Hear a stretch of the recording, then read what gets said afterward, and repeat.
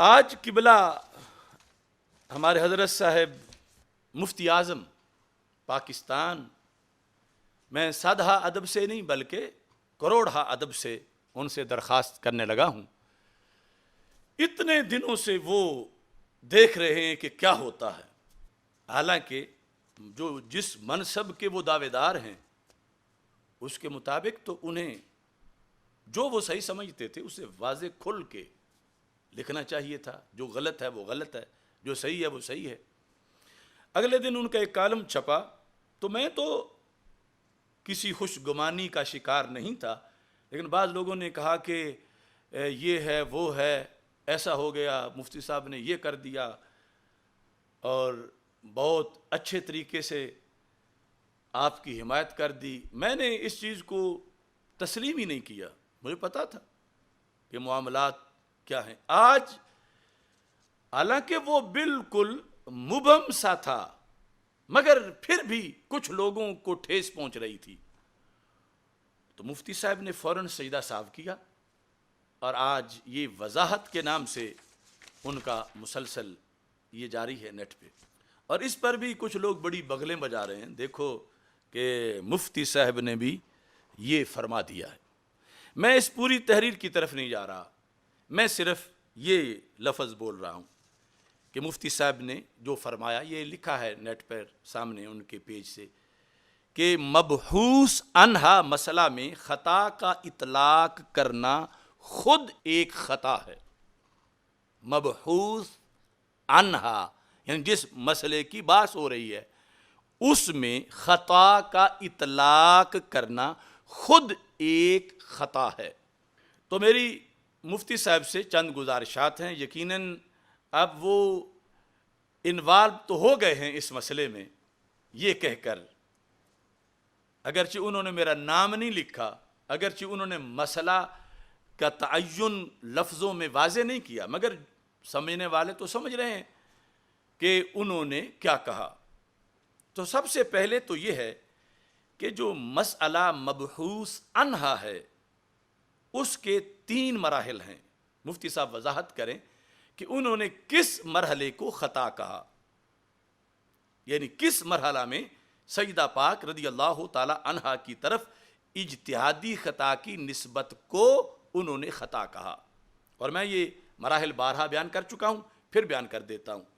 پہلا مرحلہ کہ جب مطلقاً سیدہ پاک رضی اللہ تعالی عنہا کی شان بیان کرنا مقصود ہے تو یہ میں کہہ چکا ہوں کہ اس میں خطا کی نسبت نہ کی جائے، یہ شروع سے میں واضح کر چکا ہوں۔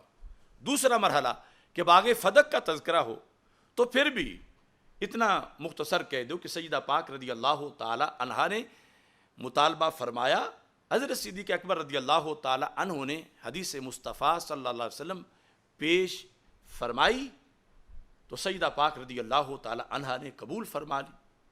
یہ 2 جو ہیں ان میں تو میں خود قائل نہیں کہ خطا کی نسبت کی جائے، یہ ریکارڈ پر میری بار بار تشریحات موجود ہیں۔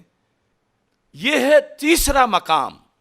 تیسرا مقام جو ہے وہ حضرت سیدنا مہر علی شاہ صاحب رحمۃ اللہ علیہ کی عبارت ذکر کر کے جو دلیل مخالفین کی انہوں نے ذکر کی، اس دلیل کو ذکر کر کے جو انہوں نے جواب دیا مجمع عام میں وہ پڑھ کے پھر یعنی کے ساتھ جو اس کی میں نے وضاحت کی، اس کے لحاظ سے اگر مفتی صاحب نے یہ لکھا ہے کہ یہ خطا کی نسبت اس صورتحال میں جوابی طور پر چند لمحوں کے لیے، اور وہ بھی خطا اجتہادی جو عیب نہیں، یہ نسبت کرنا خطا ہے، تو مفتی صاحب اس کی وضاحت کریں تاکہ پھر پتہ چلے کہ تاریخ میں یہ خطا کس کس نے کی ہوئی ہے، اور پھر مفتی صاحب سے ان کا بھی حکم پوچھا جائے۔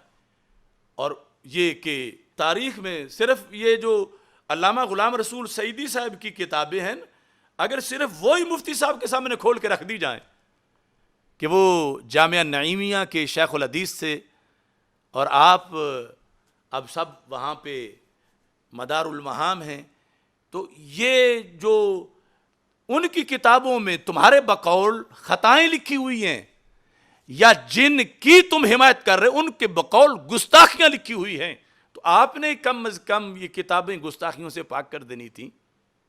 آپ نے آج تک یہ کیوں اس پر کوئی سٹینڈ نہیں لیا؟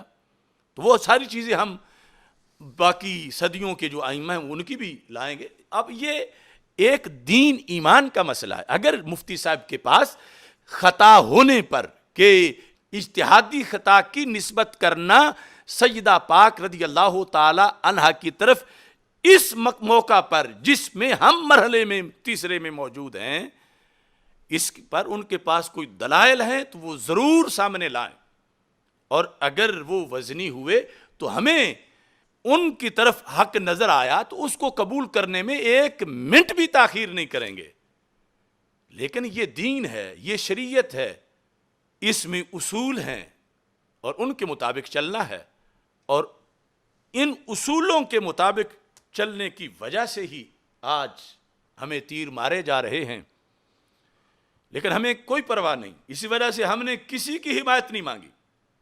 ہم نے کبھی اس مسئلہ میں مفتی صاحب کو فون کر کے نہیں کہا کہ ہماری حمایت میں لکھو یا کوئی، چونکہ ہمارا تو ان پر ابھی بہت سا قرض کرونا کے مسائل کا بھی باقی ہے.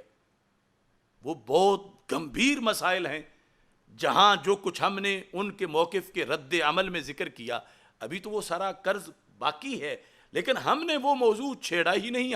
اب اس میں وہ خود لانچ ہو گئے ہیں، یعنی تشریف لے آئے ہیں. تو پہلے تو یہ تھا کہ صاف چھپتے بھی نہیں، سامنے آتے بھی نہیں، لیکن اب وہ جھانکے ہیں اس مسئلے کی طرف. تو میں دست بستہ ان کا ہاتھ پکڑ کے ادب سے انٹر کر رہا ہوں کہ اندر تشریف لائیں اور اپنے علم و حکمت سے قوم کا یہ مسئلہ حل کریں. یعنی یہ اپنا موقف تو دیں، پھر یہ ہوگا کہ کون موقف کو مانتا ہے کون نہیں مانتا. میں کوئی فیصل نہیں آپ کو بنا رہا، لیکن آپ کی ذمہ داری تو ہے کہ آپ بھی جس وقت، اب دیکھو نا، ایک بڑا طبقہ تھا جن کو بڑا شوق تھا دین تخت پہ لانے کا. اب پوری دنیا میں شور مچا ہے، مگر چوک یتیم خانے والوں کو ایسی نیند آئی ہے کہ ان کو پتہ ہی نہیں کہ دنیا میں کیا ہو رہا ہے، کہ کیا موقف دینا ہے کیا نہیں دینا. نہ وہ زندوں میں شمار ہو رہے ہیں نہ مردوں میں شمار ہو رہے ہیں. تو آخر ایک عالم کی ذمہ داری ہے، آخر یہ مسئلہ بھی تو دین کا ہے. اور اگر یہ مسائل، اگر معصومیت کا عقیدہ محفوظ نہ رہا اور یوں غلو اور تنقید سے حملے ہوتے رہے تو پھر دین تخت پہ کیسے آئے گا؟ تو اس بنیاد پر، اگرچہ اس اصطلاح پر بھی ہمارے مواخذات ہیں دین تخت پہ لانے والا، لیکن اس وقت یہ چیز ہے. تو میں نے بڑے ادب سے درخواست کر دی ہے قبلہ مفتی اعظم سے کہ وہ اس سلسلہ میں پوری قوم کی رہنمائی فرمائیں اور دلائل سامنے لائیں، تاکہ یہ جو الجھن ہے لوگوں کی اچھی طرح حل ہو سکے.